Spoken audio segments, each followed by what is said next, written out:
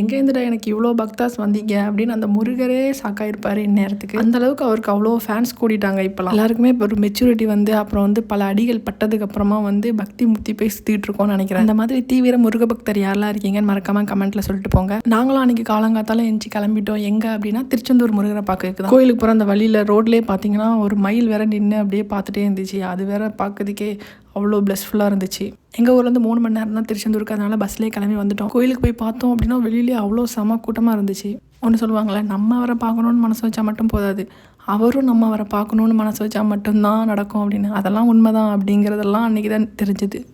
கடலில் போயிட்டு கால் நினச்சிட்டு தண்ணி தொளிச்சிட்டு அப்புறம் ஒருத்தவங்க வந்து எங்களுக்கு ஹெல்ப் பண்ணாங்க. அவங்க மூலியமாக வந்துட்டு நாங்கள் கோயிலுக்கு போயிட்டு சாமியை நல்லா பார்த்துட்டு வந்துட்டோம். வெளியில் வந்ததுக்கப்புறம் காப்பு, சாமி, முருகர் ஃபோட்டோஸ்லாம் வாங்கிட்டு அப்படியே நாங்களும் கொஞ்சம் ஃபோட்டோஸ்லாம் எடுத்துகிட்டு அப்புறம் பஸ் ஸ்டாண்டு வந்து பஸ் ஏறிட்டோம். எப்படியே திருநெல்வேலி போய் தான் போகணுமா, அப்படியே அங்கே போயிட்டு இருட்டுக்கடை அல்வாவும் வாங்கிட்டு வந்துட்டோம்.